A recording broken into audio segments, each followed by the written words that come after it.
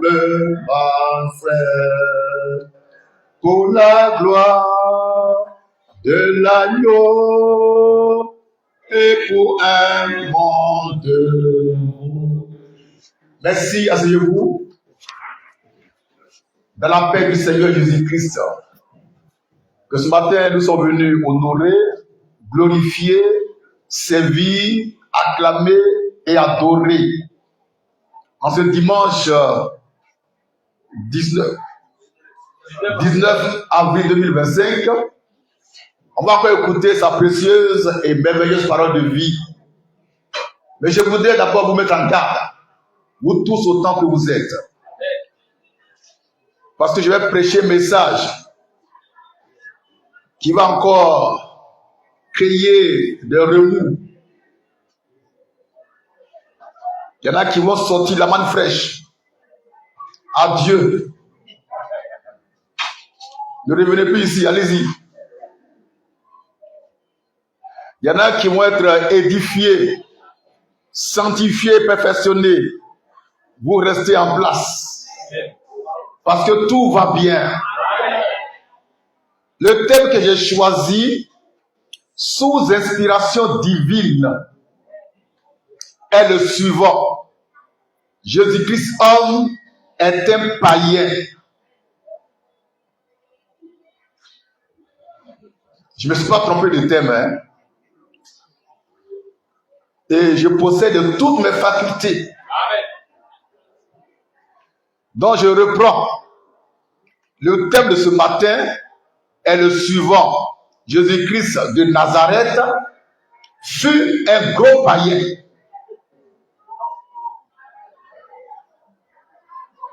Ça peut aller? Bon, votre réaction est bizarre. Tu vas entendre ce que tu n'as jamais entendu. Et c'est ça la manne fraîche. Le pain des grands pour la perfection des saints. Cette manne fraîche est venue pour rétablir toute la vérité. Amen. Et mettre de l'ordre dans l'église de Christ.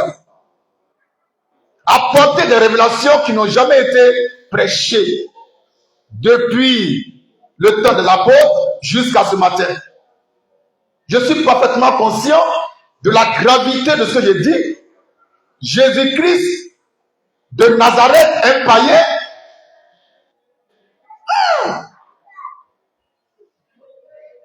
Mais je vous le dis en vérité, c'est un païen. C'est le premier des païens. C'est le païen par essence et par excellence. Et c'est lui qui a engendré des païens. Quel scandale! Amen. On a tout entendu, mais ça là, seulement là. Fils de l'homme, ça là, seulement là. Non, tu as zaï. Et beaucoup vont se désabonner de la page. Faites vite. Jésus-Christ de Nazareth fut un païen. C'est un païen. C'est un païen. Vous voyez ce qui est bizarre avec les chrétiens? Ils disent que ce qui n'est pas écrit noir sur blanc dans la Bible, ils comprennent ça. D'accord. Mais ces mêmes païens-là, ces mêmes chrétiens-là, montent dans Mercedes. Ils montent dans Range Rover. Ils voyagent en avion. Ça, c'est écrit dans la Bible. Hein. Je demande. Ça là, c'est écrit noir sur blanc dans la Bible. Prenez avion pour aller en Europe. Achetez voiture, Range Rover, Mercedes. Ou bien manger Galva. Ou bien porter des cravates avec les pointilini. Là, c'est écrit dans la Bible. Ils vont te demander, mais est-ce qu'il y a un apôtre qui a dit que Jésus était païen? C'est ça, hein? Il faut demander, est-ce qu'il y a un apôtre qui a prêché sur Facebook? Il faut demander ça. C'est un apôtre qui a prêché sur Facebook. Est-ce que Jésus-Christ a prêché sur Facebook? Papa et maman, quelle que soit la position des païens, je m'en fous de ça. Mais moi, je te dis, au nom de Jésus-Christ, que Jésus-Christ, homme, est un païen. Je suis un païen. Je vais expliquer pourquoi. Et puis, je vais prouver ça par la Bible. En commençant par définir, bibliquement parlant, le mot païen. Qu'est-ce qu'un païen? Selon la Bible. Selon Éphésiens 2, 11 à 12. Qu'est-ce qu'un païen? Car Jésus-Christ fut un païen. Il est le père de tous les païens. Lecture. Éphésiens 2, 11 à 12. Éphésiens 2. Oui. Verset 11 à 12. Oui. C'est pourquoi vous, autrefois païens, dans la chair, appelés ainsi concis, par ceux qu'on appelle circoncis, et qui le sont, en la chair, par la main de l'homme.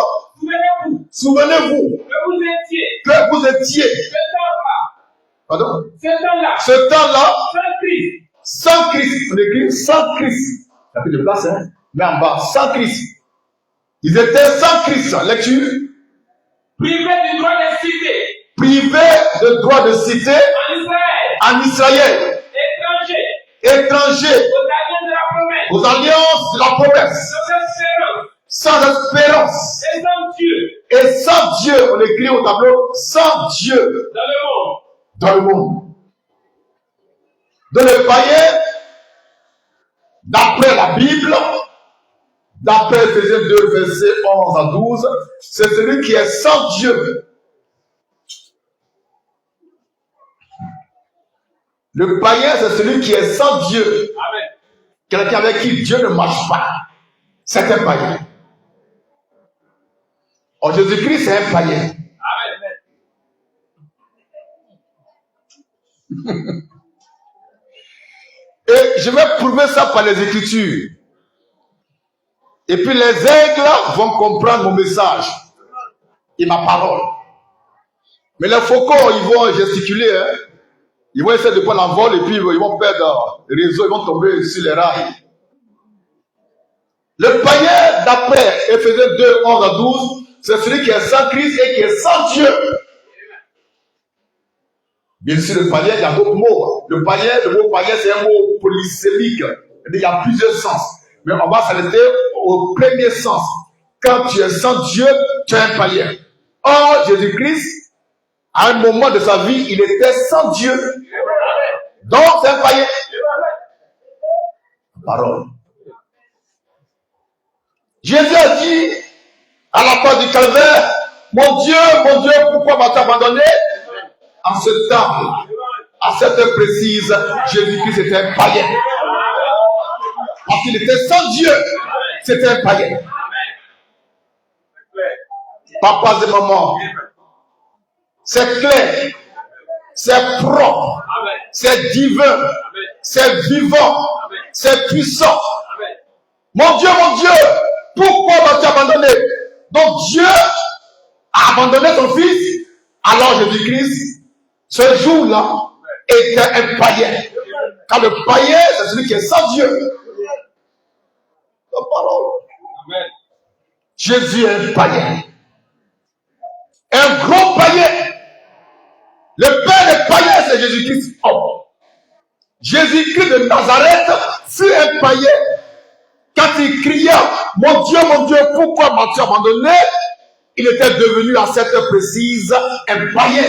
Car le païen, c'est celui que Dieu a abandonné, ou qui ne connaît pas Dieu, ou qui ne sait pas Dieu.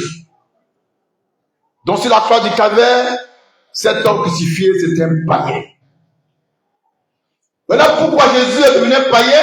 C'est pour que les païens soient sauvés, puissent entrer avant pas aux alliances éternelles. Quand Jésus voulait sauver le pécheur, il est devenu péché. Alors pour sauver le païen, il devient païen. Alléluia. Puissant.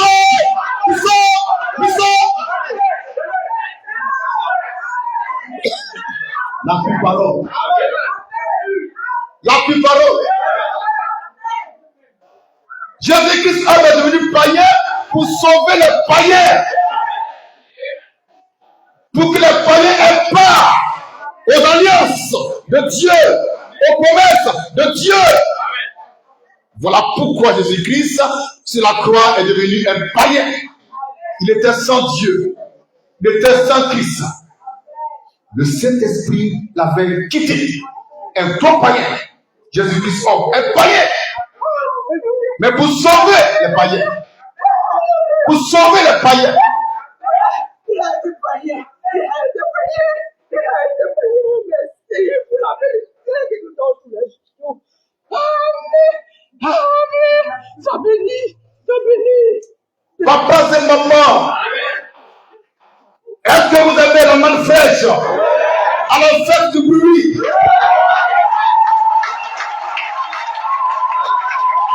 Acclamez la main fraîche. Acclamez la main fraîche. La parole de Jésus-Christ pour votre temps.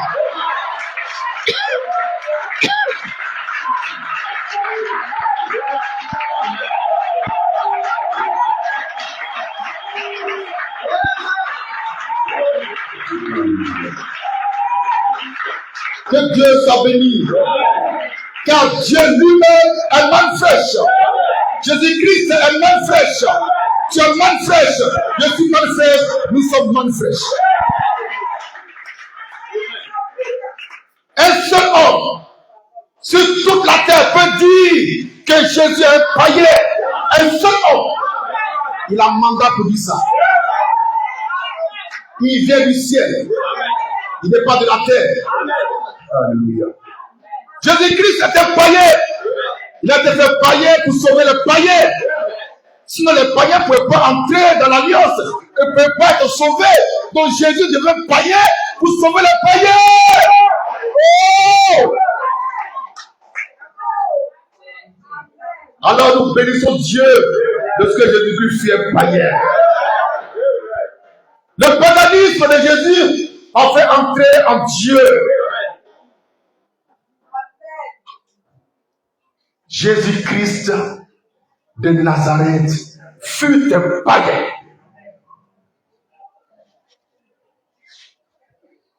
Depuis sa naissance jusqu'à son baptême d'eau par Jean-Baptiste, Jésus était sans Dieu.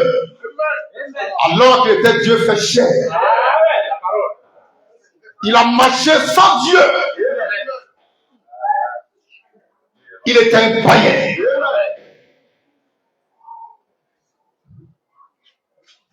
Le jour du baptême d'eau de Jean-Baptiste, on va lire ça Matthieu 3 ou 4. Jean le baptise d'eau.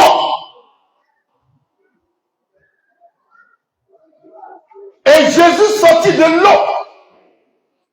Le païen Jésus, il sort de l'eau. Jean l'a baptisé comme un païen. Sans Dieu. Sans onction, sans Saint-Esprit, c'est un païen que Jean-Baptiste a baptisé. Donc, le païen Jésus sort de l'eau. La parole. Le païen Jésus-Christ sort de l'eau. Vous l'avez trouvé? Oui. Matthieu 3. Verset 15. Lecture. Dès que Jésus était baptisé, Dès que Jésus a été baptisé, il sortit de l'eau. il sortit de l'eau. Dès que Jésus le païen a été baptisé, il est sorti de l'eau. Lecture. Et voici, les cieux s'ouvrirent. Les cieux s'ouvrirent. Et il vit l'Esprit de Dieu descendre comme une colombe est venu sur lui. Et voici une voix qui entend des cieux cette parole.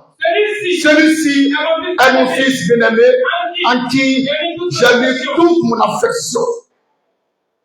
C'est ce jour-là, de façon temporaire, Dieu a mis feu au paganisme de Jésus-Christ de Nazareth. Le païen de Jésus peut maintenant entrer dans l'alliance avec Dieu?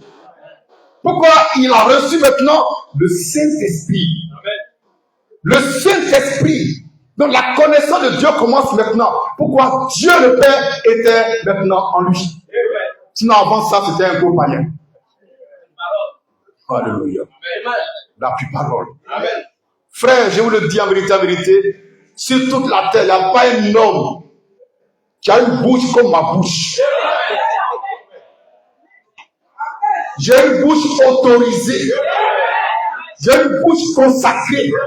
J'ai une bouche ouette. J'ai une bouche divine. J'ai une bouche christique. J'ai le droit de parler comme je parle. Quand j'ai mis sur la toile ce thème-là, Jésus est un païen. Il faut voir le pasteur. Vous avez quel problème?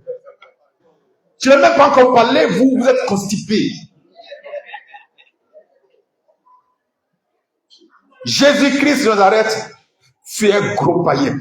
Donc il vient en tant que païen, il était sans Dieu. Mais il n'a pas encore reçu le Saint-Esprit. Il était sans Dieu. Jean le baptise comme quelqu'un qui n'avait pas Dieu. Comme un païen. Car le païen, c'est celui qui est sans Dieu. C'est ça le païen.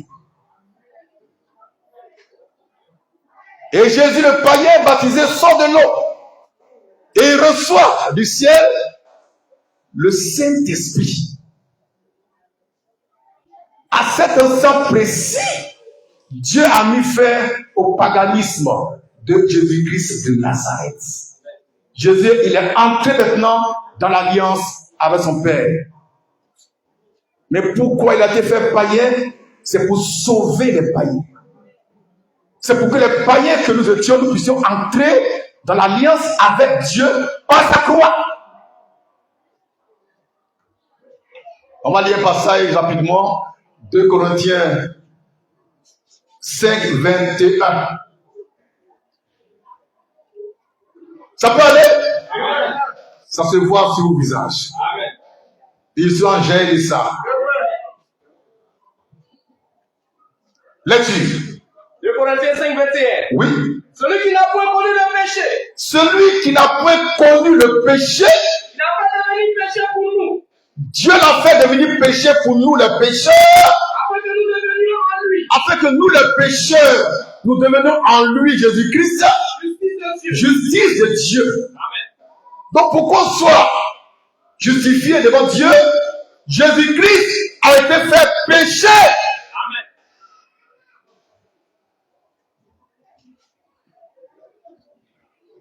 C'est pourquoi j'ai dit, pour que nous puissions entrer dans les promesses de l'alliance avec Dieu, les païens que nous étions, on doit avoir un substitut. Quelqu'un qui va nous remplacer, c'est Jésus-Christ. Et Dieu, pour manifester le paganisme caractérisé de Jésus-Christ, il va quitter Jésus. Il abandonne. Depuis Gethsemane. Quand Jésus a pris la coupe pour boire, Dieu est sorti de lui. Depuis Gethsemane, Jésus-Christ est rentré dans sa deuxième phase de paganisme. Accompli de façon parfaite le paganisme. Afin que les païens, on puisse rentrer par Jésus-Christ, qui en temps est devenu le Fils de Dieu, le bien-aimé de Dieu. En son sang, nos péchés ont été ôtés, sanctifiés. Une bonne fois pour toutes. Et puis qu'est-ce qu'il fait pour couronner cette œuvre extraordinaire? Il nous a envoyé le Saint-Esprit pour sceller pour toujours notre salut, notre rédemption, notre vie éternelle. C'est pourquoi nous disons tous les jours qu'à la manne fraîche, on ne pêche pas, on ne peut pas pécher, on ne péchera plus jamais. Tous ceux qui se font manne fraîche, c'est les païens qui adorent les diableries. On va encore lire l'écriture. Éphésiens 2. On a lu Éphésiens 2, 11, 12. Maintenant, Éphésiens 2, 13. C'est la suite. Hein? Donc, 11, 12, 13. D'accord? Non, tu ne fasses pas. Tu mets Tu mets Éphésiens 2, 13. Là-dessus. Éphésiens 2, Oui. verset 13. Oui, c'est la suite du verset 12. D'accord? Là-dessus. Même maintenant, Mais maintenant, en Jésus-Christ, en Jésus-Christ, vous qui étiez déjà jadis éloignés, vous qui étiez jadis éloignés, vous avez été rapprochés vous avez été rapprochés par le sang de Christ. par le sang de Christ. Ouais. C'est fini? Il faut dire encore un peu en bas. Car Oui, il est notre Père, il est notre Père, lui qui est Dieu, lui qui des deux on a vainqueur, en a fait qu'un et qui a renversé et qui a renversé. le but de génération. Merci. Il y avait deux peuples essentiellement, deux races, deux nations. Les Juifs, les Hébreux et puis les autres nations. Devant Dieu, il y avait deux grands groupes. Il y avait les Juifs, les Hébreux, les enfants d'Israël et puis les autres, c'est-à-dire les Ivoiriens, tout le monde. Les païens, c'est ceux-là qui ne connaissent pas Dieu. Or, Dieu s'est révélé à Israël, qui est devenu son peuple. Donc, les autres peuples sont des païens, pourquoi ils ne connaissaient pas le Dieu d'Israël. Maintenant, ce Dieu, il veut qu'on le connaisse. Il vient dans un corps de chair pour devenir païen, afin que par lui, les païens puissent entrer dans l'alliance. Les païens qui étaient éloignés, ils puissent les rapprocher de Dieu et de les mettre en Dieu. Voici pourquoi Jésus-Christ a été fait païen. Aujourd'hui, je vous prêche pas en tant que païen, parce qu'il a mis fin au paganisme. Mais j'explique le mystère de Jésus-Christ, homme, le païen des païens, le païen par essence et par excellence, le gros païen que l'humanité n'a jamais connu. C'est bizarre, je suis content quand je dis ces paroles. Mais les chrétiens, ils sont choqués, scandalisés. Ils n'ont qu'à être choqués, on s'en fout de ça. On va lire rapidement un peu l'écriture, Galates 3, 13. Le thème de ce matin, c'est Jésus-Christ de Nazareth fut un païen. C'était un païen, c'est un païen. Là-dessus, Galates 3. Galates 3, verset 13. Oui. Christ nous a rachetés. Christ nous a rachetés de la malédiction de la loi, étant devenu malédiction pour nous. Car, merci. Donc Christ, pour te racheter dans le maudit,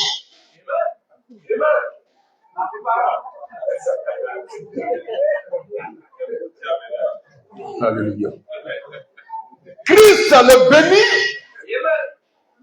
pour te racheter dans le maudit. Le maudit invétéré. Le maudit fait homme. Diable. La parole. Alors pour racheter les maudits, Jésus-Christ va devenir malédiction. Voilà le mystère. Alors si Christ est devenu malédiction pour sauver les maudits, est-ce qu'il ne peut pas devenir païen pour sauver les païens? Donc il est devenu païen, il t'a sauvé, tu n'es plus païen.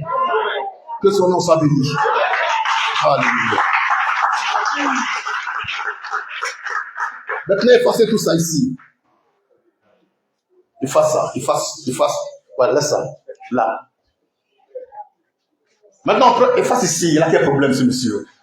Matthieu 1, verset 5. On va terminer par Matthieu 1, verset 5. Que je vous demande de bien lire, de bien sonder et de bien méditer par le Saint-Esprit. Parce que là se cache un grand mystère qui met en nu le paganisme historique de Jésus-Christ homme. Un vrai païen. Quand tu es païen, tu es fâché. Pourquoi tu es fâché? Jésus a été païen avant toi. Amen. La plus parole. Matthieu 1, 5. Lecture. Matthieu 1, verset 5. Oui. Salmon.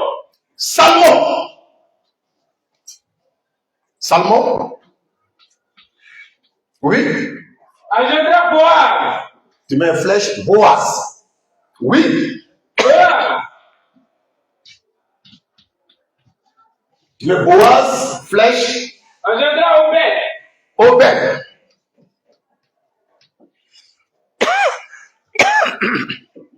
Obed. Oui. Obed Obed. engendra Isaïe. Donc tu mets Obed, flèche, Isaïe.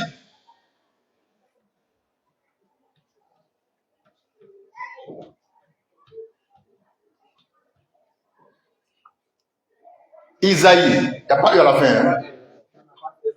Isaïe. Oui. Isaïe engendra David. Isaïe, tu mets flèche, David. Isaïe, flèche, David.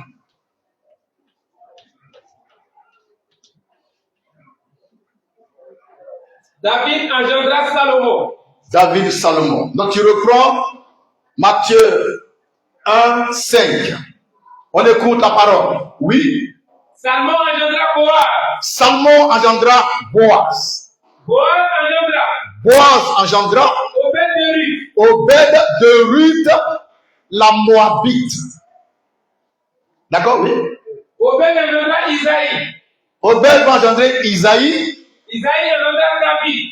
Isaïe va engendrer David. David engendra Salomon. David va engendrer Salomon. Ici, le mystère, c'est quoi? Remarquez que dans Matthieu 1, 5, il y a deux noms révélateurs. Le nom de Salmon qui a épousé une femme païenne qui s'appelle Rahab. Amen. Une prostituée. Une djandouilla de Djandou. La parole. Donc tu mets ici, tu mets là, Rahab. On a dit qui c'est quoi? Voilà, c'est bon, c'est bon. Donc Rahab était une femme païenne. Amen. Elle n'était pas juive. Elle a épousé Salmon qui était juif. Amen. Ils ont fait un fait qui s'appelle Boaz. Boaz. Donc Boaz, il a un côté païen Amen. et un côté juif. Amen. C'est bon? Amen. On continue. Boaz va épouser Ruth, la Moabite, une païenne, Amen. pour renforcer son paganisme. Amen. Oh, la parole. Amen. La parole. Amen. À travers Rahab, Boaz qui était déjà un païen à moitié, mais il épouse une païenne pour être païen à 100%. Amen. Et puis il assume. Hein? Amen. Boaz engendre Obed par Ruth la Moabite. Amen. Donc ici, Rahab et Ruth sont deux arrière-grand-mères de Jésus-Christ de Nazareth qui étaient des païens. Amen. Donc Jésus-Christ descend d'une lignée païenne. Amen. C'est un païen. Amen. Merci.